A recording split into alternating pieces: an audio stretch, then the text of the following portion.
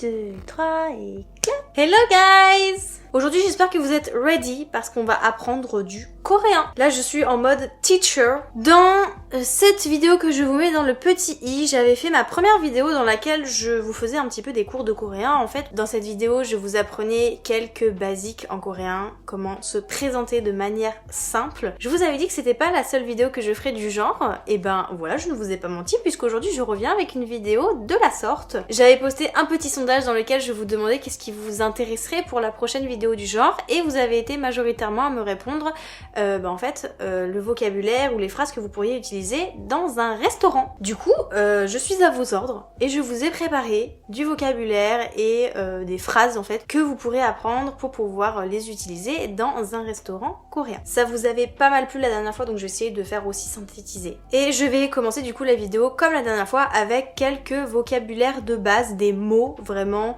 pas forcément que vous utiliserez à l'oral mais qu'il faut savoir quand vous allez dans un restaurant. Alors le premier vocabulaire à savoir c'est tout ce qui va être les boissons. Boisson en coréen se dit 음료수. 음료수. 음료수. Vous avez également sur les tables des Coréens pas mal de petits plats d'accompagnement. Ces plats d'accompagnement en coréen ça se dit des banchan. Banchan. Banchan. Dans la catégorie des 음료수, donc des boissons, vous allez retrouver le fameux cola, donc le coca ou Coca-Cola, ce que vous voulez, les sodas en tout cas. Cola. Cola. Cola. Si vous n'aimez pas le coca et que vous préférez ceci, je sais pas comment ça s'appelle en français. En tout cas en coréen ça se dit saïda. Saïda. Saïda. Et si vous êtes plus de la team alcool, vous avez bien évidemment le fameux, on l'adore, le soju. Soju. Soju. Et si on retourne dans la catégorie des banchan, donc des plats d'accompagnement, vous allez retrouver le fameux kimchi. Kimchi. Kimchi. Dans les banchan, vous avez également beaucoup de choses différentes, ça change tout le temps, donc là je vous donne vraiment les plus importants, surtout si vous allez dans un restaurant de samgyeopsal, ça vous sera très important. Vous allez retrouver également de la salade. La salade, ça se dit sangchu, mais ça se dit également plus simplement, en tout cas pour vous, 샐러드. Donc sangchu ou 샐러드. Sangchu, 샐러드. Et vous avez un truc très coréen que je n'arrive pas à retrouver en France et ça m'énerve parce que j'adore ça. Alors attention si vous voulez goûter parce que beaucoup d'étrangers détestent ce goût-là. Moi j'adore ça.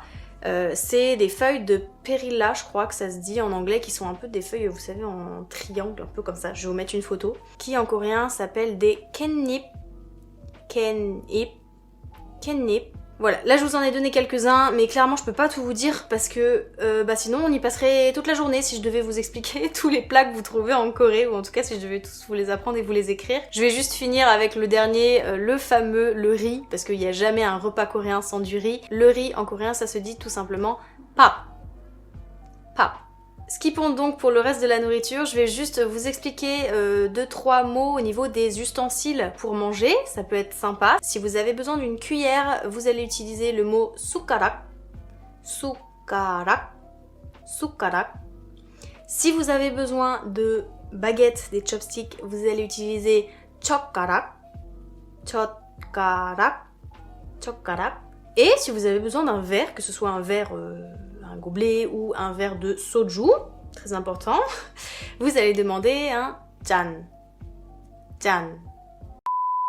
Maintenant qu'on a fait un petit peu le tour du vocabulaire banal, basique, à savoir, je vais vous présenter quelques petites phrases que les employés du restaurant pourront vous dire à vous. Donc des choses que vous allez plutôt entendre plutôt que dire.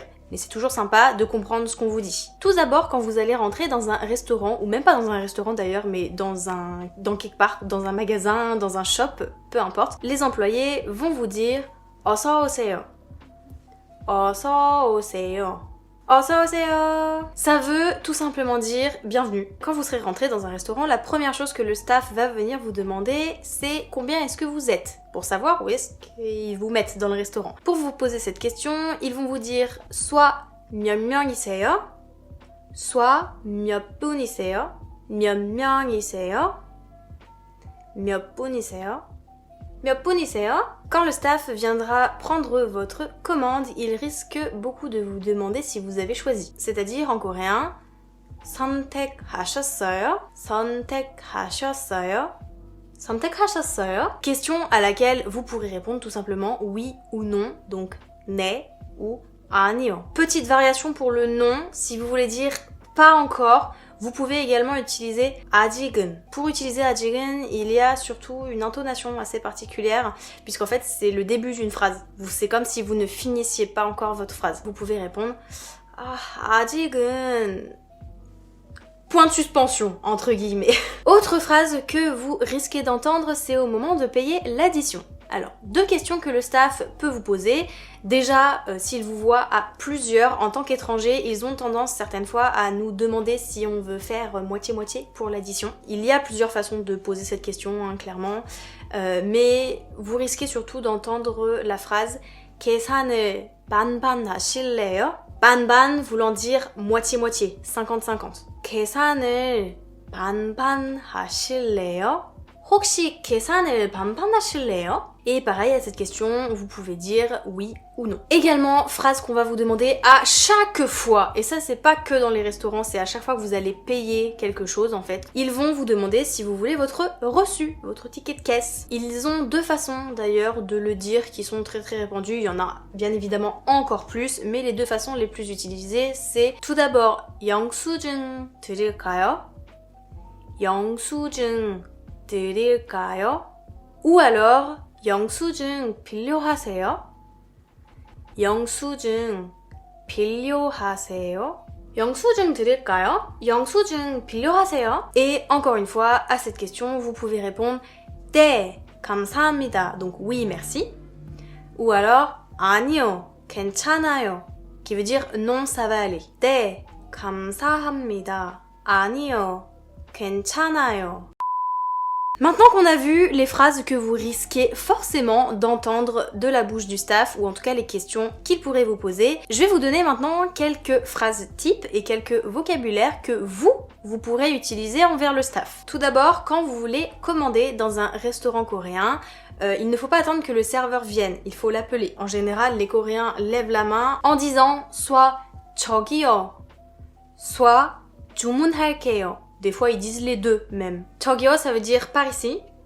Et 주문할게요, ça veut dire je vais commander. 저기요. 주문할게요.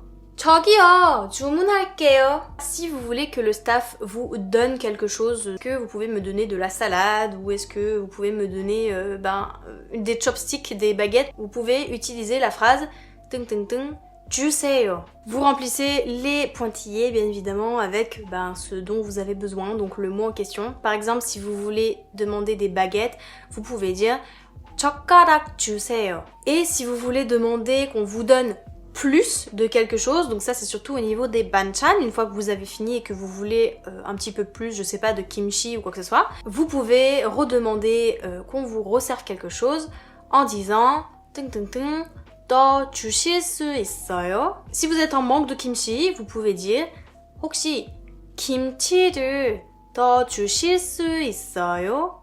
김치를 더 주실 수 있어요? Phrase suivante qui va être très importante à savoir si vous ne mangez pas de nourriture épicée. Si quand vous commandez un plat que vous ne connaissez pas, vous avez un doute sur le fait qu'il soit ou non épicé, vous pouvez tout simplement demander au staff, ils vont vous répondre. Et pour demander ça, il faudra utiliser la phrase 뜬뜬뜬 너무 매워요?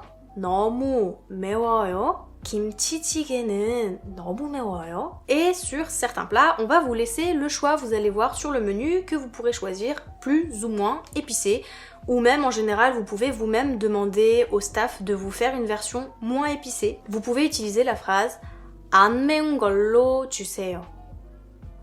안 매운 걸로 주세요. 떡볶이 안 매운 걸로 주세요. Question qui n'a rien à voir avec la nourriture mais que vous allez certainement avoir à demander au staff. C'est pas très glam, je suis désolée, on passe des tteokbokki aux toilettes, mais il faut bien savoir comment on pose la question. Où sont les toilettes? C'est vrai que dans certains restaurants coréens, ils sont pas forcément visibles et faciles à trouver. Certaines fois, vous avez même des toilettes qui sont à l'extérieur du shop, donc un peu la galère. 화장실이 어디에 있어요? ou 어디 있어요. Vous n'avez pas besoin forcément du 에. Je vais le mettre entre parenthèses. 화장실이 어디에 있어요? Bref, maintenant que vous êtes allé et revenu des toilettes, c'est le moment de payer l'addition. Une des phrases qui est le plus utilisée en Corée, puisque les Coréens ont tendance à un petit peu se batailler pour qui est-ce qui va payer l'addition. Tout le monde veut payer, donc tout le monde s'engueule. Si c'est votre tour et que vous voulez payer l'addition pour tout le monde, vous pouvez utiliser 3 phrases différentes. 제가 낼게요, qui veut dire littéralement je vais donner.